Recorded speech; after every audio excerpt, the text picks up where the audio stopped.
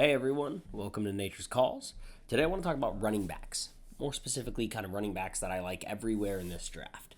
I don't know how much research you all have done into the running backs in this year's class, but it is one of the most stacked classes I have ever seen. Now, as a Chargers fan, great news because we need a running back. Obviously, we can still re sign JK. He's said that he wants to be a Charger. But our offense was still lacking in the running game even when he was there. Obviously, we were lacking significantly worse when he was out, but we need someone else to bring into the fold. I don't mind Gus as a bruising back as a third guy, but we obviously need at least one stud in the draft. Now, I think there are studs pretty much anywhere, especially in the first 4 rounds. But this draft class is stacked, so I want to talk about somebody that I like in each round of the draft, specifically as possible fits for the Chargers. But whoever your team is, if you need a running back, this is the class for you. So first and foremost, let's talk about round one. I'm not going to get too crazy here. I think there's only one running back that really deserves to be drafted in the first round. I wouldn't be surprised if a second goes at the bottom of the first, but it's Ashton Jeanty. Don't overthink the question. Guy's a stud. I think he changes the way that your offense operates right out the gate. I think immediately he's a top 6-7 back in the league as a rookie. It just comes down to where does he go? Does he have an offensive line that allows him to run? Is he the singular offensive focus? Nobody is the singular offensive focus is going to succeed, especially with a poor offensive line. Look at what Saquon was able to do with the Giants. I mean, yeah, he was incredible for the first couple of years, but injuries started to get to him and other things, and just poor overall team play. Everybody knew what the offense was, and you can only make so much magic happen. I think the same thing with Jeanty, and I just desperately hope that he goes to a good team that's not in the AFC West. So let's really kick it off with round two here. Running back that I like in round two, my favorite is Dylan Sampson. I've seen a lot of love for Omarion Hampton. I like Caleb Johnson as well, but Dylan Sampson gets the edge for me because of the style of player that he is. Specifically, Caleb Johnson was kind of who I was fighting back and forth with there. Keep in mind, all of these rankings are based off of PFF big board, so keep that in mind. We'll get to that in a second. But Dylan Sampson, he's a lighter back. I think he's like 5'11", 190, give or take. But I expect him to run like a 4.3, 4.35. I expect him to be one of the faster backs in the class. I like his shiftiness. He reminds me of a kind of like Josh Jacobs style. If James Cook and Josh Jacobs had a baby, that's Dylan Sampson for me. I like him a lot. I think he's got the physicality, the frame to put on a little bit more size. I just think that he's more of the lightning that you want in an offense, the ability to break off big runs, but he still holds his own in the pile. I think for the Chargers offense specifically, he just complements Gus Edwards really, really well. And I'm really excited to see where he goes in the draft. But again, any of those guys, Caleb Johnson, I do like. I just don't like his short area quickness, lateral agility. I don't think he has as much of that. I think he's a little bit more of a downhill runner, which isn't necessarily a bad thing. I just think that's already something that we kind of have in Gus. Round three, third round backs here. Trevion Henderson. He's not going in the third. Trevion Henderson is not falling past the second round. I think he's arguably the second best back in the draft. The only reason I didn't have him as my second round guy is because I think he's honestly gone by the time the Chargers pick in the second round. Trevion Henderson is a stud. He's got incredible short area quickness.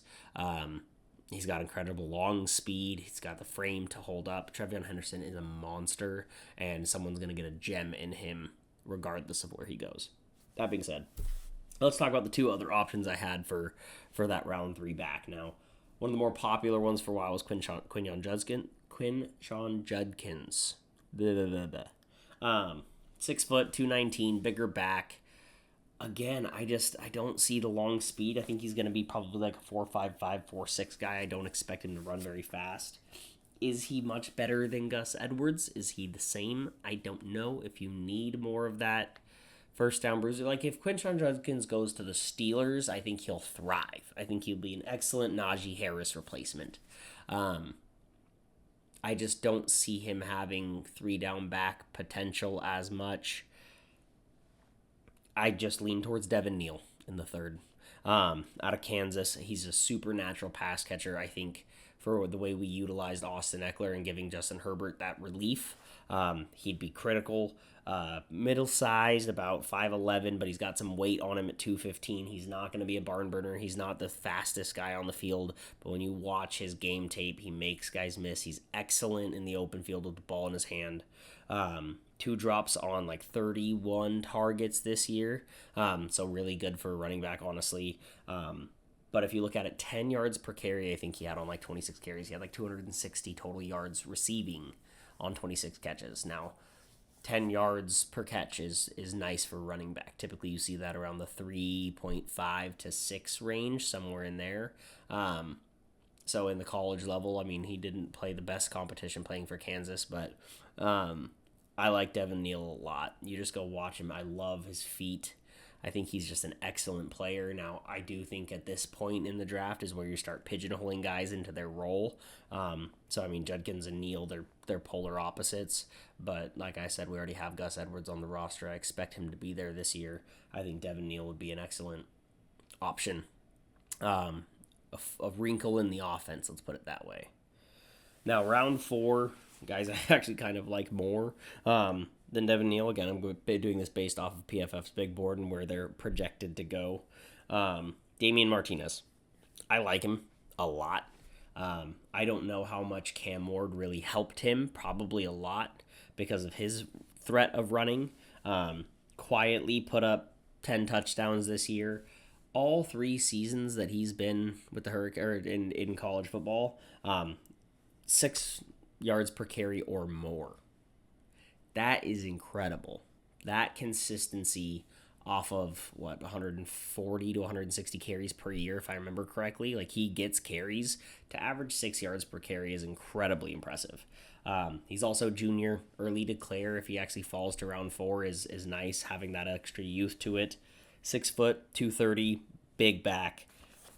I think he's going to run about a 4.5. I think he's going to be around that same speed. So again, he's not a huge barn burner, but he's excellent between the tackles. One of the better zone runners, especially when you start getting to this late into the draft, which obviously our team runs a lot of. I think Damian Martinez in the 4th, I would be thrilled with. Round 5 is going to be Kyle Monange out of Rutgers. I don't know if I'm saying his name right. I don't really care. Smaller back, 5'9", but he does have some girth to him. He's about 210. Not a barn burner either, but he holds his own. Rutgers is in the Big Ten. He's still playing good competition. 5 yards per attempt, over 1,200 yards the last 2 years, back-to-back seasons. I think that's impressive in the Big Ten, especially for Rutgers, which, I mean, it's not going to be a scary offense. I like Kyle Monange. Again, at this point, your fingers crossed that somebody that you get production out of them. So I'd really like to see the Chargers specifically pick somebody up in those first 4 rounds. Now, round 6, this is going to be hilarious because there's no way that this guy falls to round 6. I think he's going to be like a 3rd-round pick, but it's Ollie Gordon. I don't understand the fall from grace. I know he had a bad year. They also sucked as a team. But 6'2", 225, 4.4 speed. If he doesn't run a 4.45 or lower, I'll honestly be surprised. The guy's just a freak metric-wise. It's insane. It's insane. And I love his vision. I understand that, his vision and patience probably screwed him a little bit this year with the offensive line being worse. He tried to be too patient, so it's a good and a bad thing at times. But Ollie Gordon as my 6th-round pick is hilarious. If we take him in the 3rd, I will not be upset.